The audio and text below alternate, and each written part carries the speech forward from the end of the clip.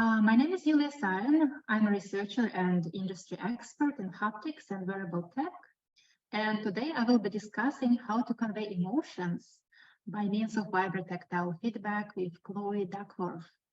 Chloe is the co-founder and CEO of Valence Vibrations startup and undergrad student at the University of Southern California, where she's studying computational neuroscience. Hi, Chloe. How are you doing? Wow, thanks for having me. Thanks for your time, and I'm very excited to have you here and have this conversation. So I'd like to start by asking you to tell a couple of words about your startup, what it does, and for whom. Anything you'd like to tell our audience would be great. Okay, sure. So Valence Vibrations is an effective haptics company, which means that we are expressing emotions as real-time haptic and visual signals as a sensory augmentation technology. So we create real-time emotional subtitles to help people better connect with shared emotional understanding. We're specifically focused on translating these emotions across demographics like neurotypes, accents, cultures, and sort of all aspects of identity that affect our communication style. We're about to launch our first commercial product called Vibes on the Apple Watch App Store, using real-time haptic and visual labels to better understand the emotions of people that we're speaking with, but also checking in with their own emotions. Wow, congratulations with your first product coming out. It must be very exciting for you. Yes, definitely. So I see that on a high level, like your tech solution is based on two complex processes, actually. And the first one is how the data is processed, right? So that emotions are interpreted and classified correctly and on time. And the second major process is the output, the vibrotactile feedback, and specifically the mapping of vibrotactile feedback to the emotions. So today I'd like to talk more about the output side of your solution, specifically how you design those patterns and what is behind it, basically the inner kitchen of the processes. So if you don't mind, firstly, I want to ask you, why did you decide, or your team decided, to convey emotions using vibration? Why not sound implicitly or explicitly, let's say, or maybe using abstract sonic cues, or maybe visual feedback? Why specifically vibration? So we actually got our start as a company by entering a hackathon through Neosensory, which is the haptics company that's helping deaf and hard of hearing people better interpret sound cues using their haptic wristband. And they've done a whole host of sensory substitution and augmentation studies using their haptic wristband Buzz, as well as a haptic vest. And so we were relying on some of the early research from David Eagleman in his lab in sensory substitution and augmentation to sort of guide our decision-making process. I had actually been following their CEO, David Eagleman, since I had met him during a high school internship program. And so I've been sort of fascinated with haptics ever since meeting David back in high school. So when I saw that Neosensory had this hackathon challenge early on in college to create, essentially your own sensory augmentation product on the Neosensory platform with their hardware, I was super excited and knew that I had to create something. So during this process, I teamed up with my friend Shannon, now co-founder, and we found that haptic feedback was a more optimal form factor to be augmenting emotions because it's the most easily integrated into everyday communication without obvious sound cues that someone else could hear while you're speaking to them, or visual labels that you have to look down at your phone or watch to sort of receive this information, distracting you from the conversation. So our goal was to be the most pro communication possible and enable people to passively receive this feedback, which we found from our own internal testing and pilots and beta that people prefer to have a sort of discrete way to receive the information. However, we did recognize that for some people, particularly those with different sensory profiles that might have sensory avoidance behaviors due to deep vibrational pressures or touches, that haptics might not be the correct answer for them. And so we decided to offer an ability early on in our app to turn off and on certain features that might be customized dependent on your sensory profile. So haptics is one of them. We have the ability for people to turn on and off haptics as well as sound in order to rely on a particular type of feedback that's the most useful to them.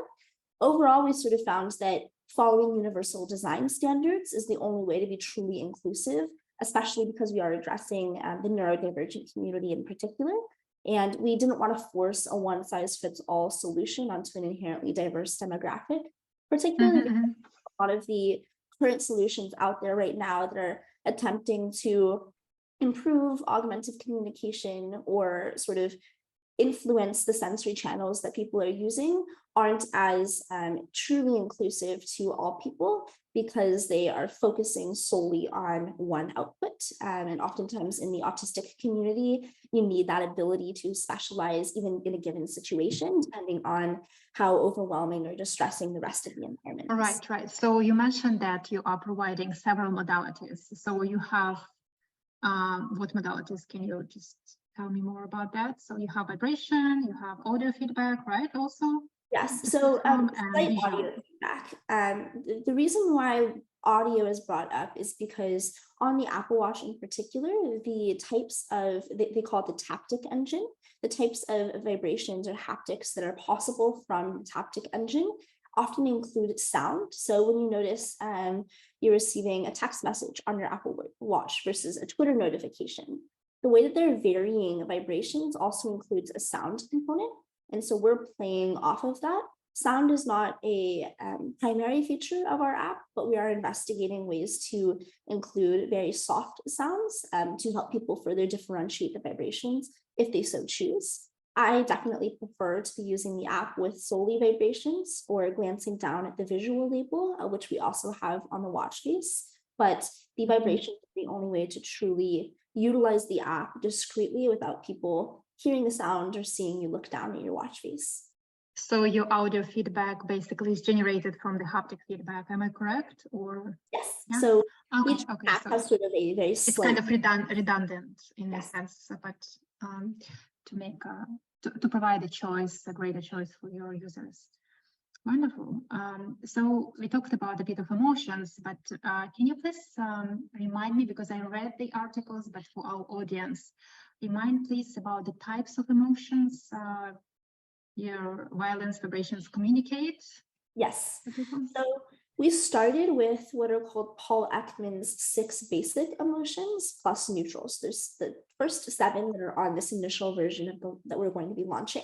Happy, sad, angry, disgust, surprise, fearful, and neutral. So those are the basic emotions that the app will first recognize. And then we're working to build in more nuanced vibrations so that you can understand things like intensity of emotion, as well as sort of different emotions beyond sort of the basic buckets. And that's something that we'll be working on in the next 6 months. To sort of That's really ambitious task, because emotions, by concept of emotion by itself is a very difficult thing, right? To basically to kind of categorize the emotion, what emotion means, depending on the context, right? And then for the system to recognize those emotions, it's a whole big world out there. So it's super ambitious. Really, I'm really impressed with your project. So if you're going further into basically what you're doing, you're mapping vibration to a specific emotion, right? So if you could give us a bit of more information about the design process behind this mapping. I understand maybe some of this information is confidential, but maybe you could share your kind of research insights in your like initial thought process with your team, maybe prior prototypes, maybe some theoretical underpinnings. Feel free to share any configurations, let's say, I don't know, frequency, amplitude, and how they map to a specific emotion. Anything you'd like to share would be great. Of course. So when we were initially thinking about this with early prototypes, we were really trying to sort of capture the spirit of the emotion that the vibration is supposed to signify, because I think that that would be the most immediately obvious to someone that didn't go through a training process. Importantly, with Right. haptics, it does require sort of a training process. There is a learning curve because, especially with sensory substitution and augmentation, you are literally creating a new sensory experience to signify something that didn't previously signify that. For example, taps on your wrist in very specific spots didn't previously signify emotion for any of our testers, Exactly. users. So that's something that they have to learn. However, in order to make that learning process a bit easier, making these vibrations feel angry, for example, would be helpful, is what we learned early on in pilot studies. So what we tried to do is model our haptics off of other affective haptics studies. In academia, people were playing around with frequency and intensity of vibrations associated with different emotions by sort of studying the feeling of someone squeezing your shoulder or touching your arm with certain intensity and frequency. And so we tried to model those initial studies in biological sensory systems between someone literally touching you and the person reporting how each touch felt into haptics. So we really wanted each vibration to feel like the emotion it represents. For angry in particular, it's a very short and high intensity vibration, which sort of evokes the feeling of angry. I would say that's probably the easiest one to automatically understand, at least on this Apple Watch product that's about to come out, because it's very immediate angry vibration. Neutral is a very light, low intensity, and sort of softer, spread out haptic feedback vibration. And some of the others are sort of like surprise feels sort of like a flutter, as if you're sort That's of. what I wanted to ask you about, the surprise, because surprise, Yeah. I believe, is one of the most difficult emotion to actually pinpoint and understand in terms of like designing it. So I'm really curious, how did you design the surprise actually? And I think it's interesting because there's sort of two schools of thought. There are emotions that are more similar to each other than others. So emotions that have a similar emotional valence, whereas surprise is oftentimes as positive as happy, but it's not quite the same intensity necessarily. Whereas other emotions have different valence but the same intensity. So you might be like the same level of angry as you are happy, which is something that we sort of have to keep in mind when designing the haptics, because there is sort of the scale of valence and arousal that can translate into the dimensions of the haptics that you're creating. Importantly, the sort of haptic engine on the Apple Watch doesn't give this level of design specificity because it only has one motor that's sort of split into two. So you can probably feel it when you're, for example, using directions on the Apple Watch. You'll see there's like a left turn vibration and a right turn vibration. And so all of our haptics are made up of sort of patterns of possible vibrations on the Apple Watch without a lot of spatial resolution necessarily on the bands. So that's something to keep in mind depending on the form factor. But it's been really fun sort of playing around with how to evoke these feelings with the vibrations that we have. Yeah, regarding the playing around, actually, so you already mentioned you did some usability studies, right? And I'm sure you did. Can you talk a bit about those, like initial usability studies? I don't know, user experience studies, any challenges you encountered, something you found out that you didn't expect initially, and therefore changes you had to make in the end? Yeah. So our initial usability study was not last summer, but the summer before in 2021. And overall, it went well. People were really excited to try something that was so far out of the realm of another consumer product that they had tried before. So most of the people in the study had never used haptics in sort of a formal capacity outside of sort of the taps on their phone. They had never used a haptic wristband or something similar. And so it was an interesting learning experience for us because we were coming at it from a place of having used multiple haptic wristbands before and sort of being able to compare across the different form factors. People in our studies were really interested in figuring out how to discern the patterns of vibration. We didn't have a visual label at the time though, and so it made it a lot more difficult in order for people to sort of train their brains to discern each of the emotions and have that make meaningful sense in the conversation. So an immediate learning was that we should add a visual label, if possible, on the form factor, just to make it easier to at least learn the vibrations. And then if you don't need to look down at it constantly after that, that's totally fine. But having that label, just in case you feel a weird vibration and you're not quite sure, is really helpful. Other things we learned, there was some sort of patterns of vibrations that were very similar, but not necessarily tracking to the emotions that should have been similar if the vibrations were that similar. So that was something that we learned to differentiate.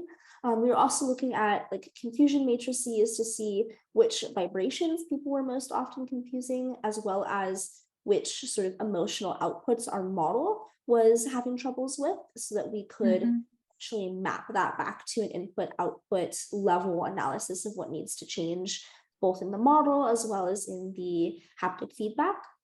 So and which emotions, sorry, go ahead, sorry. Just as curious about which emotions were the most recognizable at that stage of usability studies, and least recognizable. Yeah, I would say anger and neutral were very easily recognizable. The other vibrations were temporospatial patterns or sweeps across the bands that we were using, wasn't the Apple Watch.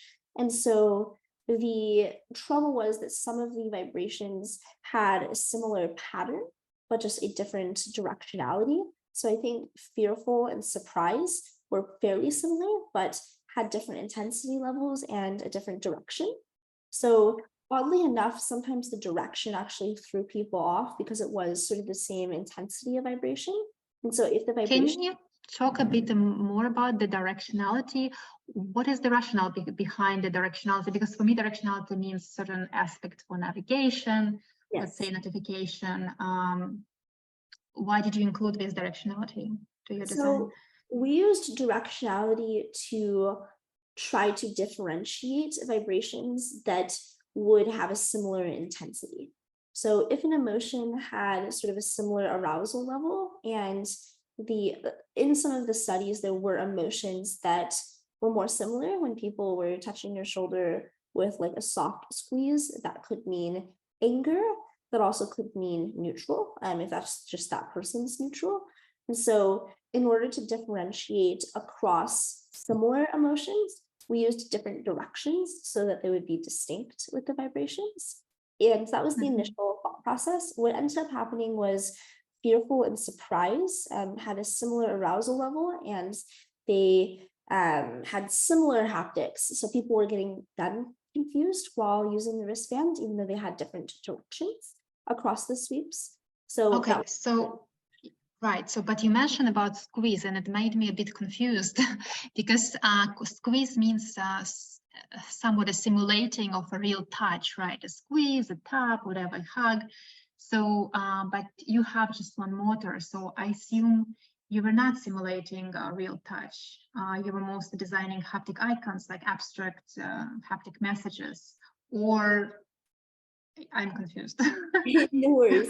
Yes. So I was going through a couple of different studies in my answer. So the initial usability studies that we were doing were not on an Apple Watch. It was on a device that had multiple motors.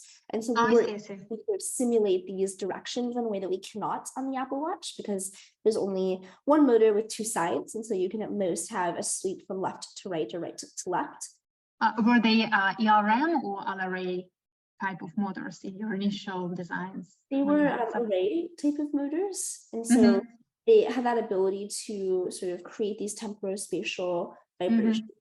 The squeeze that I was referring to is actually earlier on, before we had even developed a product. We looked at sort of affective neuroscience research, seeing the way that people perceived different squeezes, like literal squeezes on their shoulder or on their arm. And sort of the intensity of those squeezes, as well as the temporality of how long the squeeze occurred, and sort of the pattern of squeeze, if there was one.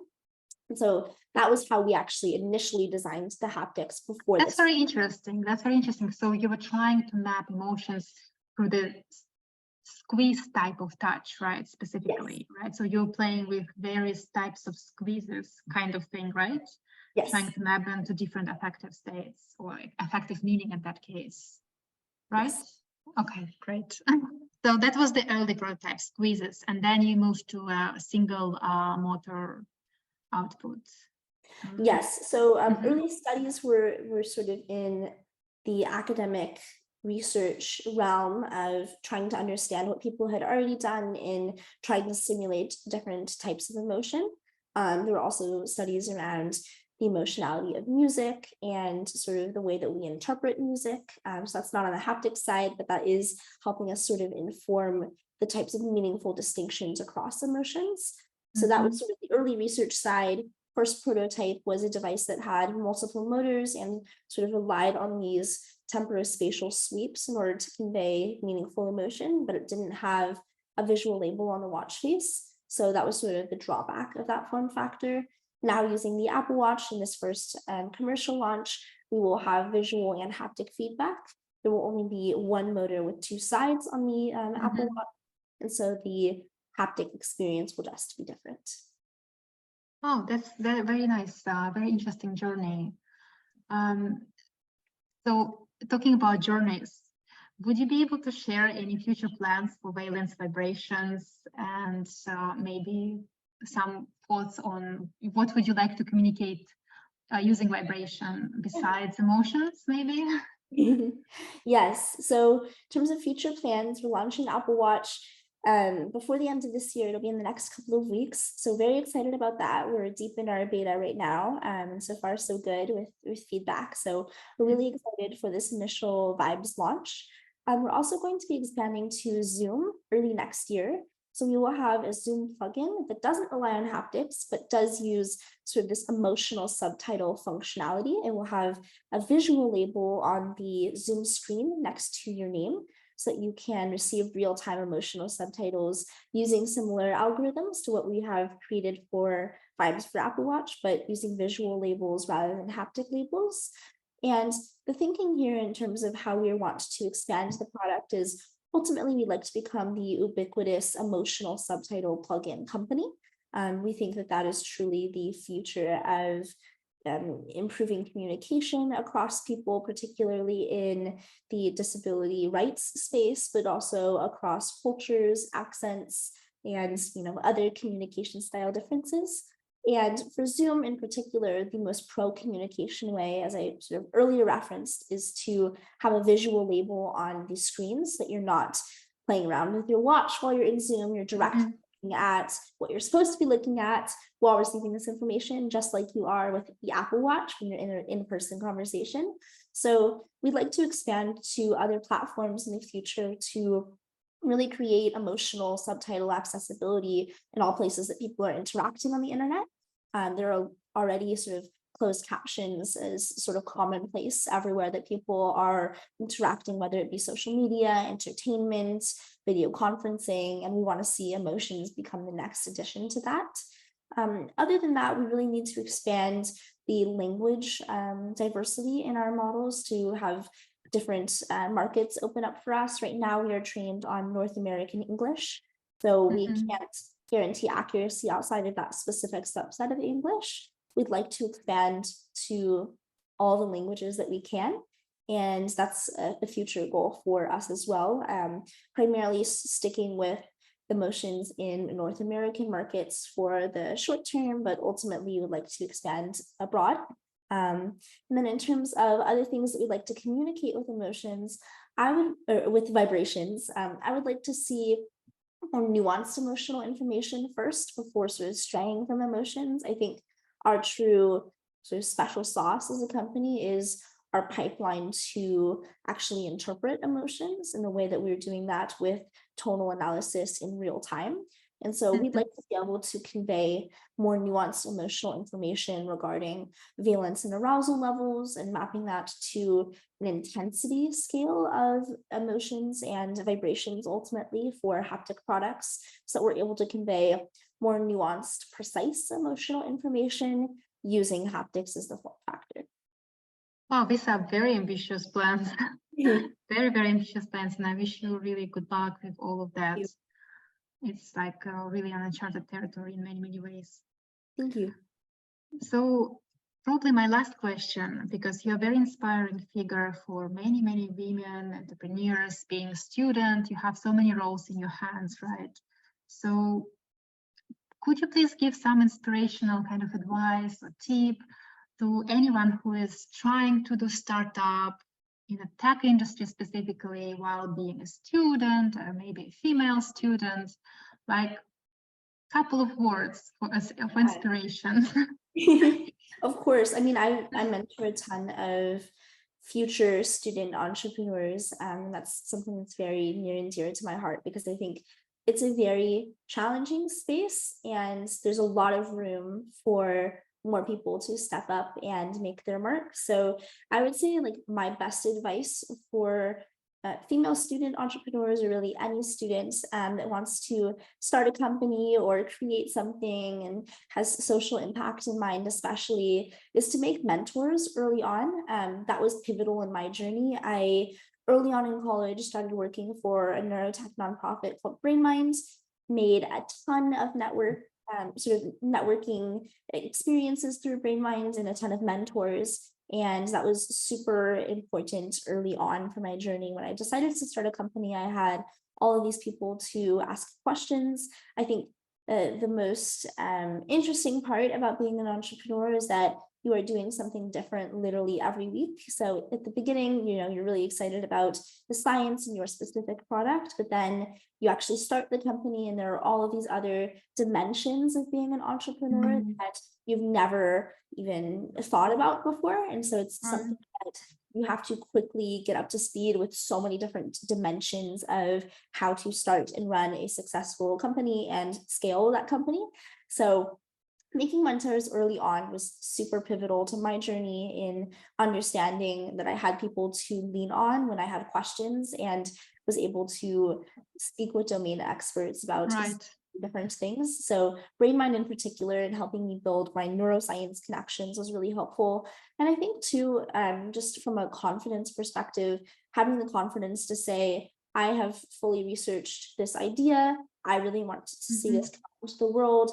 Getting out of the building and talking to as many potential customers as you can early on to really use their wishes and wants to guiding a product that people are going to become obsessed with is the way that you can build confidence as a student entrepreneur and knowing that this is a product that a lot of people want to see out into the world. I have the right team where I can create the right team around me in order to see that dream actualize and just, not giving up. It took a lot of hard work and, especially being a student, there were a lot of sacrifices that we had to make to really prioritize this company. And now I'm graduating in like 2 weeks. And congrats. I'm really excited to be working full time and able to really take our company to the next level. So yeah, that's my advice. Thank you so much for this inspiring talk. Actually, I really hope it will help to at least some of the starters right now at this moment. And it's very interesting. It's been very interesting to learn about the process behind your solution, behind Valence Vibrations, and your inspiration and your actual whole journey, how you got there. So I really appreciate you sharing this with us. So thank you so much. Thank you. On board. Great to have this conversation with you. Thank you. Thanks.